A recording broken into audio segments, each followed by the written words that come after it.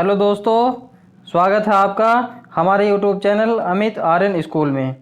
तो दोस्तों, हिस्ट्री की पिछली वीडियो देखने के लिए आप हमारे चैनल पर हिस्ट्री की प्लेलिस्ट चेक कर सकते हैं और वहीं से सारी वीडियो देख सकते हैं। हमने बिल्कुल प्राचीन इतिहास से उठाया, बिल्कुल शुरू से और अंत तक लेकर जाएंगे।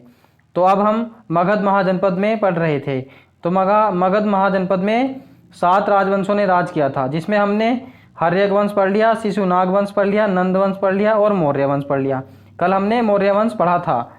तो आज हम जो है सुंग वंश पढ़ने जा रहे हैं। तो दोस्तों, इसकी ट्रिक अगर पिछली वीडियो देखी होंगी तो आपको ये ट्रिक याद हो चुकी होगी। हसीन मसुक सा, है से हर्यक वंश, सी से शिशुनाग वंश और न से नंद वंश और मैं से मौर्य वंश, सु से सुंग वंश। आज हम सुंग वंश पढ़ने जा रहे हैं। तो ध्यान से देखते रहिए, बहुत ही इंपॉर्टेंट नोट्स हैं सभी एग्जाम की दृष्टि से। तो चलिए आज हम स्टार्ट करते हैं सुंग वंश। सुंग वंश, आज इसमें से एक क्वेश्चन एसएससी एमटीएस के एग्जाम में पूछा गया है कि सुंग वंश की स्थापना किसने की थी। तो सुंग वंश की स्थापना जो है, संस्थापक कौन थे? पुष्यमित्र सुंग थे।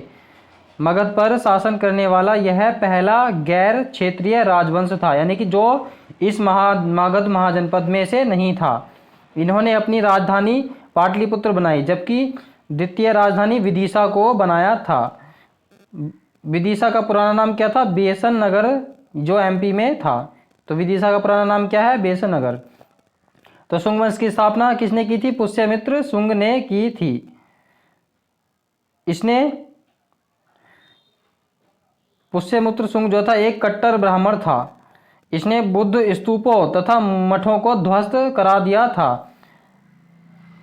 पुष्यमित्र सुंग ने मध्य प्रदेश के सांची स्तूप की खिड़कियों को तांबे का कराया था। यह क्वेश्चन इंपॉर्टेंट है। जो स्तूप की खिड़कियां थी जो मध्य प्रदेश की थी, उसे किसे बनाया था?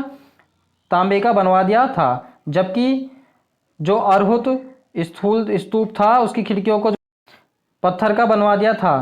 जो अरहुत स्तूप है, उसकी खिड़कियों को जो बना दिया था, वो पत्थर का बनवा दिया था। उसके बाद है, इसके समय बौद्ध पुस्तक जातक ग्रंथ की रचना हुई।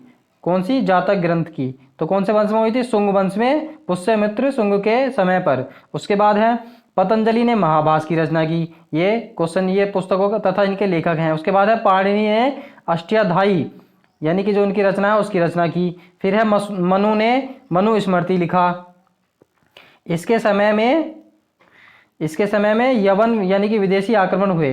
दोनों ही यवन आक्रमणकार को पुष्यमित्र सुंग ने अपने बेटे अग्निमित्र द्वारा विफल कर दिया।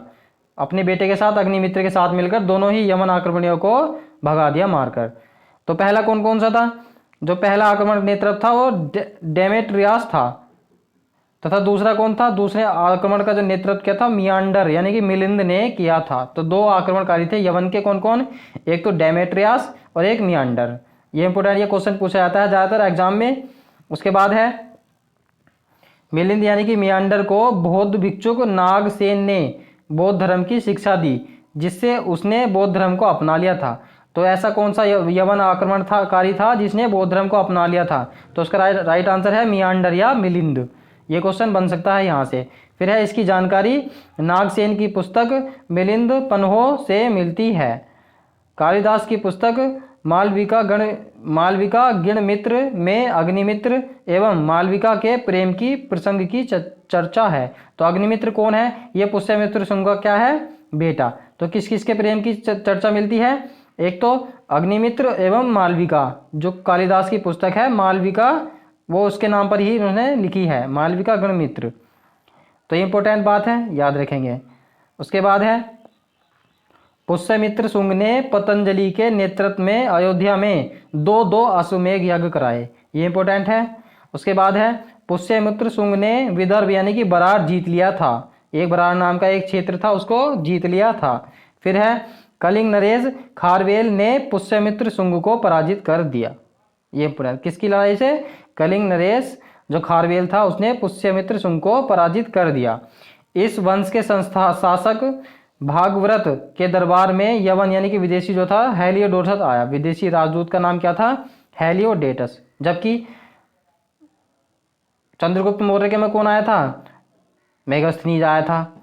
और उसका बेटा बिंदुसार उसके में आया था। उसका बेटा आया था नियारकस आया। नियारकस तो जो सेनापति था उसका, जल सेना का सेनापति था नियारकस सिकंदर का।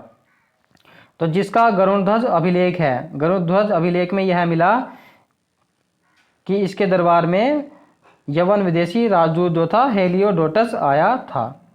उसके बाद है विदिशा स्थित इस अभिलेख से भागवत धर्म की जानकारी मिलती है। भागवत धर्म में विष्णु भगवान की पूजा होती है। तो यह भी है, विदिशा स्थित अभिलेख से कौन सी की भागवत धर्म की जानकारी मिलती है। उसके बाद है इस वंश के अंतिम शासक देवभूति थे। तो ये पूछे जाते हैं, एक तो पहला और एक अंतिम शासक ज्यादा उत्तर पूछा जाता है। तो इसके संस्थापक तो कौन थे? पुष्यमित्र शुंग।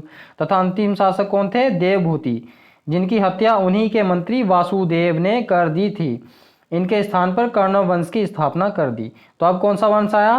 कर्ण वंश आया। तो हमने कल पढ़ा था मौर्य वंश, आज क्या है? मशुक सा। मशुक से पढ़ रहे ना हम, हसुन हसीन मशुक सा। तो हमने मौर्य वंश पढ़ लिया, शुंग वंश पढ़ लिया। तो अब आएगा कैसे? कर्ण वंश। तो कर्ण वंश के बारे में हम देख लेते हैं। तो इसका अंतिम शासक कौन था शुंग वंश का? देवभूति। अब कर्ण वंश के बारे में पढ़ लेते हैं। अब जिसने उसको मारा तो वही स्थापना करेगा ना। तो इस वंश के संस्थापक कौन थे? वासुदेव, जिसने शुंग वंश के अंतिम शासक की हत्या कर दी। इसने अपनी राजधानी किसे बनाया? विदिशा को। जबकि शुंग वंश वालों ने विदिशा को दूसरी राजधानी बनाया था। पहली क्या थी? उनकी पाटलिपुत्र थी। उसके बाद है इस वंश में कुल 4 शासक हुए। इस वंश का जो अंतिम शासक था सुशर्मा था, जिसकी हत्या उसके मंत्री सिमुक ने कर दी थी। ये ऐसे ही चलता आया इसमें। और जबकि पितृहंता वंश कौन सा है? पितृहंता वंश है हर्यक वंश, जिसने अपने अपने पिताओं की हत्या की थी। इसमें मंत्री एक दूसरे की हत्या कर रहे हैं।